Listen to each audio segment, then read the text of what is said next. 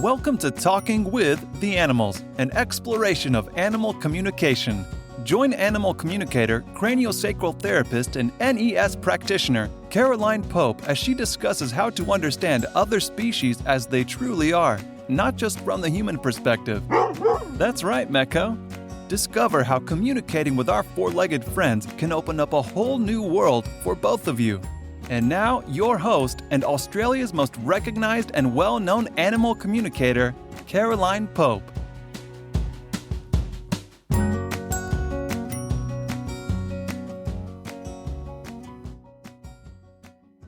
Hello and welcome to another episode of Talking with the Animals, a podcast all things animal communication. I'm your host, Caroline Pope.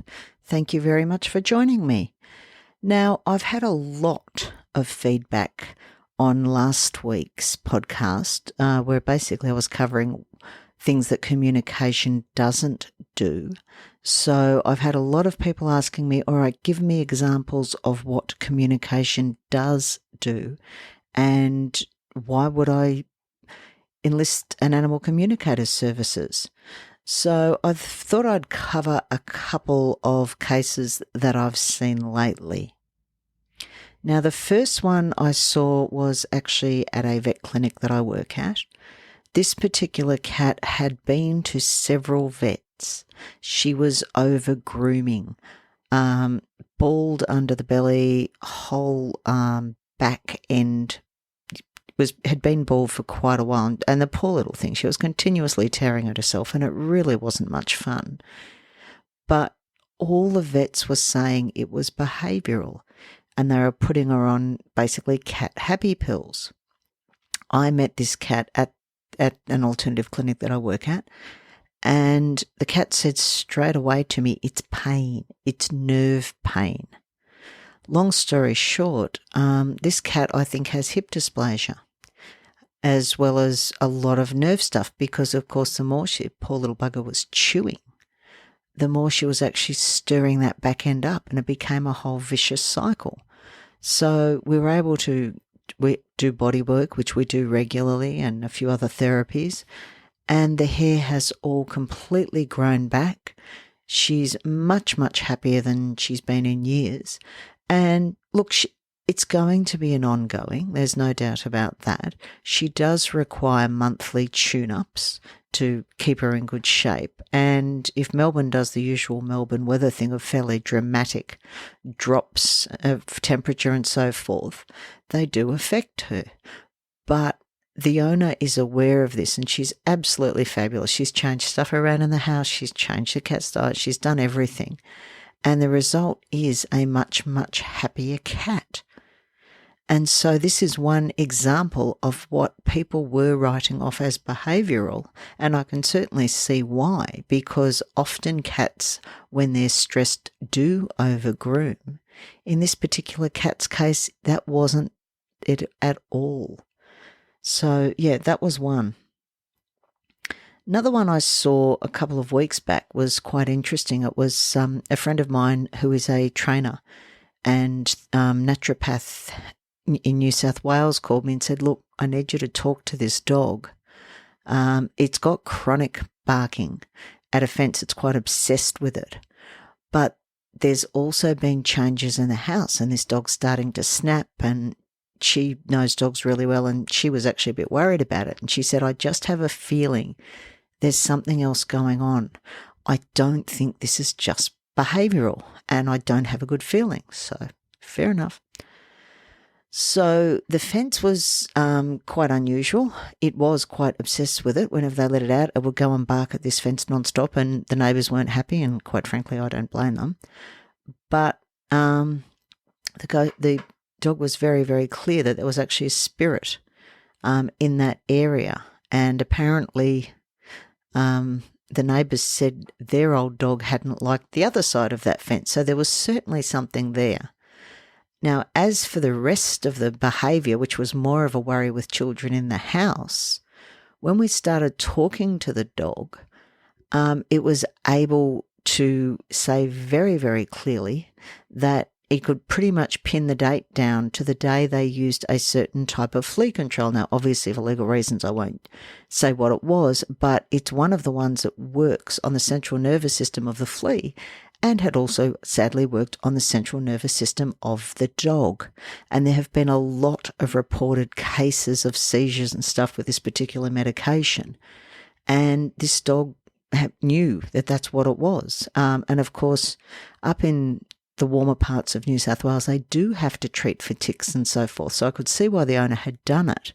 And she hadn't actually made the correlation, because most people don't, of putting a spot on flea control or giving a dog a tablet and the dog's behaviour changing. That's not what people generally look for. But in this case, and the dog was talking about this burning sensation in the gut. And sure enough, when they started doing back, it had been a bit funny over food after that, etc., etc.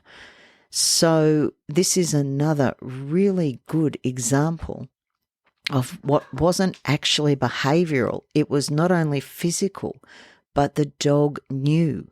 And when the owner traced all the behaviour back and looked at the dates that she'd given the flea control, sure enough, it teed up literally to the day of the first incident. So again, not something that you generally expect, but communication was very, very useful. Worked on a horse last week, and it's stunning. I just stand there and drool looking at this particular horse. And the owners were absolutely at their wits' end. It was actually an incredibly lucky horse, because it was almost, well, actually forget almost, it just was. It was now dangerous. And the owners were absolutely devastated. They didn't know what to do. The vet had checked it and said no, he couldn't see anything. Get rid of it, usual story. But they were convinced that there was something underlying.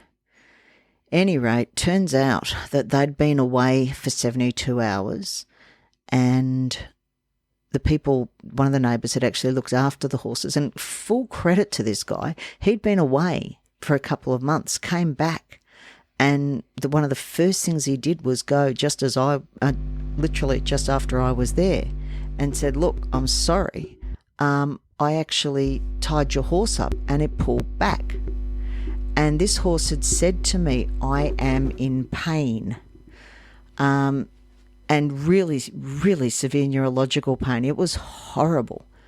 So I suggested to the owners, get the vet out again and x-ray. I just keep seeing this horse's pole. So the vet didn't want to do it, so they rang another vet and they said, yep, happy to do so.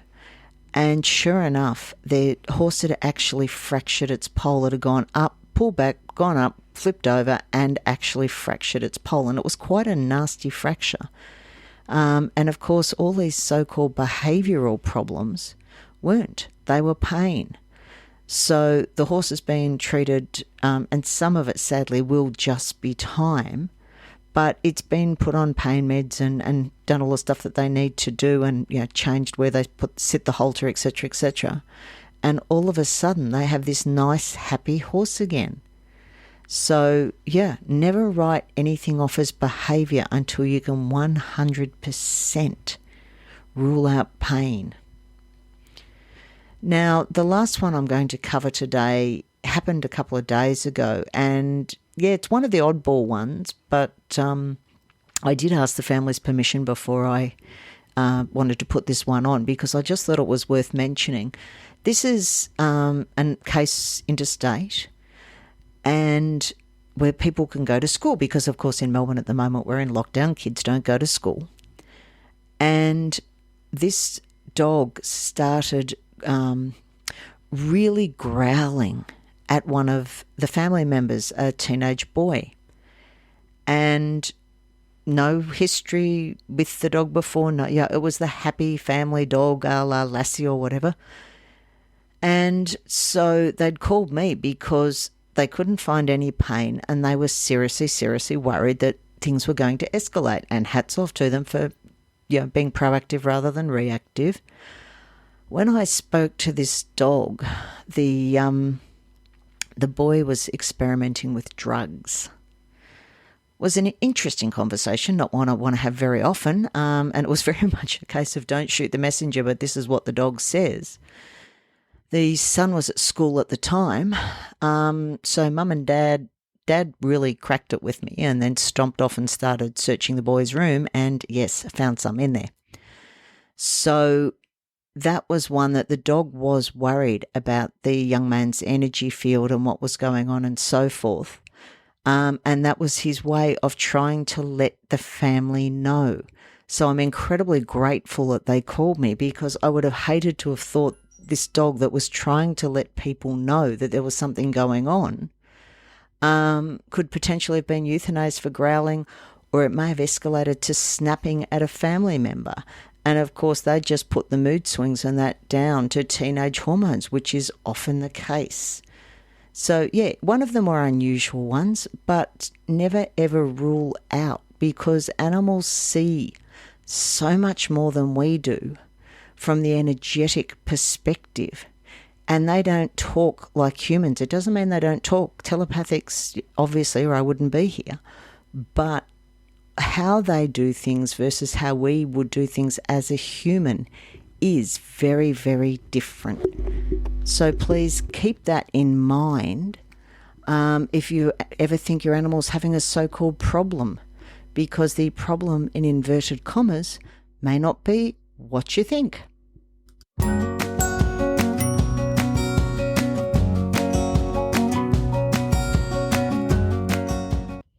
Thank you for listening to this episode of Talking with the Animals. Don't forget to like and subscribe. As always, if there's any topics you'd like covered, please feel free to drop me a line. I'd love to hear from you. And until next time, remember, talk with the animals. Thank you for listening to Talking with the Animals.